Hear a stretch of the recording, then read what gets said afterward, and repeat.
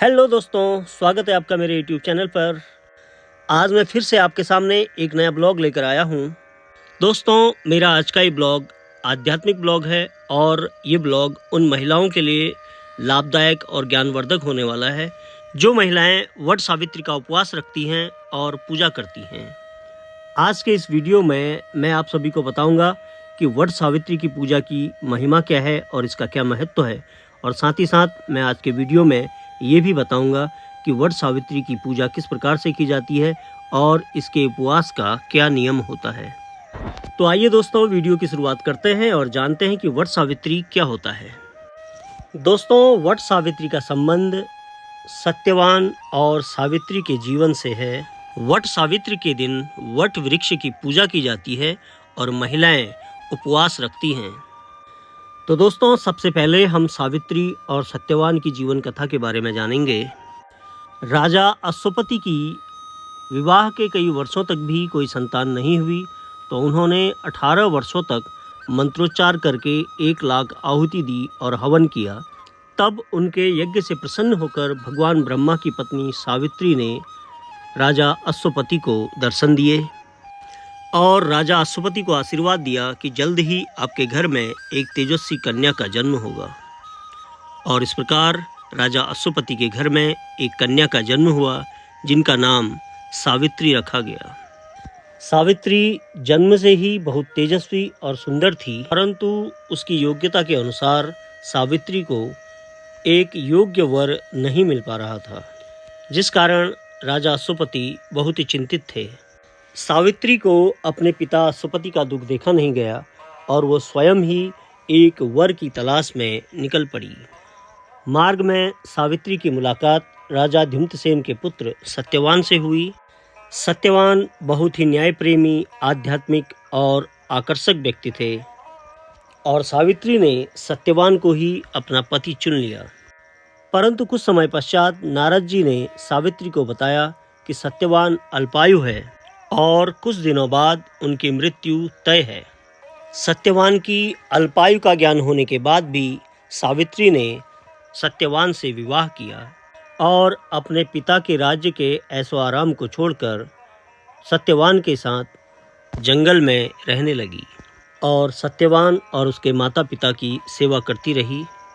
सावित्री को इस बात का ज्ञान था कि सत्यवान की मृत्यु का समय नज़दीक आ रहा है, इसीलिए अब सावित्री अधिकांश समय सत्यवान के साथ ही रहने लगी। एक दिन सत्यवान लकड़ियां काटने के लिए जंगल में गए थे, तो सावित्री भी उन्हीं के साथ गई।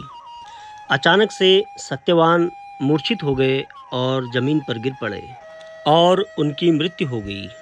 सावित्री अपने पति सत्यवान को उठाकर जंगल में एक वट वृक्ष के नीचे बैठ गई और अपने पति के सर को अपने गोद में रखकर शोक मनाने लगी। इतने में मृत्यु के देवता यमराज सत्यवान को लेने के लिए आए, लेकिन सावित्री ने सत्यवान को यमराज को सौंपने से इनकार कर दिया। सावित्री कई देर तक यमराज से प्रार्थना करने लगी कि उनके पति सत्यवान को जीवित कर दिया जाए, लेकिन यमराज ने कहा कि यह असंभव है और सत्यवान की मृत्यु निश्चित है। कई देर प्रार्थना करने के बाद भी यमराज नहीं माने और सत्यवान को अपने साथ ले जाने लगे, लेकिन सावित्री भी इतनी जल्दी हार मानने वाली नहीं थी।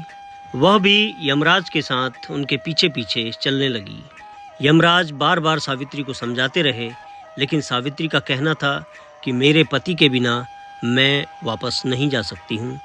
और अंततः सावित्री के बात न मानने पर यमराज ने सावित्री से कहा कि तुम मुझसे 3 वर मांग लो और वापस चली जाओ। यमराज के कहने पर सावित्री ने यमराज से 3 वर मांगे। पहले वर में सावित्री ने यमराज से मांगा कि सत्यवान के माता पिता की आंखों की रोशनी वापस आ जाए।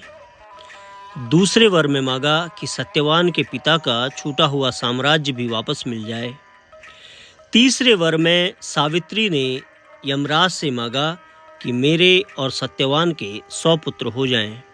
यमराज सावित्री से तथास्तु कहने के बाद पुनः सत्यवान को लेकर आगे बढ़ने लगे। तब सावित्री ने यमराज से कहा कि हे प्रभु, आपने सत्यवान और मुझे पुत्र प्राप्त होने का आशीर्वाद दे दिया है, परंतु आप मेरे पति को लेकर जा रहे हैं, तो हमें पुत्र कैसे प्राप्त हो सकते हैं। सावित्री की ये बातें सुनकर यमराज वहीं पर रुक गए और सावित्री की पतिव्रता को देखकर अत्यंत प्रसन्न हो गए। उसके पश्चात यमराज ने सत्यवान को पुनर्जीवित किया और उनको दीर्घायु का वरदान दिया। सत्यवान को सावित्री को सौंपकर वापस चले गए। उस दिन से सुहागन महिलाएं वट सावित्री की पूजा किया करती हैं। तो आइए दोस्तों, अब वट सावित्री की पूजा की विधि के बारे में जानते हैं कि किस प्रकार से वट सावित्री के दिन पूजा अर्चना की जाती है। हर वर्ष ज्येष्ठ मास की कृष्ण पक्ष अमावस्या को वट सावित्री का पर्व मनाया जाता है। वट सावित्री के दिन सुहागन महिलाएं ब्रह्म मुहूर्त में उठकर स्नान करने के बाद लाल रंग की साड़ी और कपड़े पहनकर 16 श्रृंगार करती हैं और उसके पश्चात पूजा की तैयारियां करती हैं। सबसे पहले वट वृक्ष के चारों ओर सफाई की जाती है और उसके पश्चात वट वृक्ष की पूजा की तैयारियां की जाती हैं। वट सावित्री की पूजा में कई सामग्रियों की आवश्यकता होती है, जैसे धूप, दीप, रक्षा धागा, फूल, अक्षत, टीके के लिए सिंदूर और केसर, तांबे के लोटे में पानी, पान, सुपारी, नारियल। और इसके साथ साथ पूड़ियों और पुए का भोग भी लगाया जाता है और पूजा के लिए पानी तांबे के लोटे में लिया जाता है। पूजा करने के बाद रक्षा सूत्र को वट वृक्ष के चारों ओर लपेटकर 7 बार परिक्रमा की जाती है। शास्त्रों में ऐसा कहा गया है कि वट वृक्ष में ब्रह्मा, विष्णु और महेश त्रिदेवों का निवास रहता है। वट वृक्ष की छाल पर भगवान विष्णु विराजमान रहते हैं, जड़ों पर ब्रह्मा निवास करते हैं और वट वृक्ष की शाखाओं पर भगवान शिव निवास करते हैं। इसलिए भी वट वृक्ष की पूजा का महत्व और ज़्यादा बढ़ जाता है।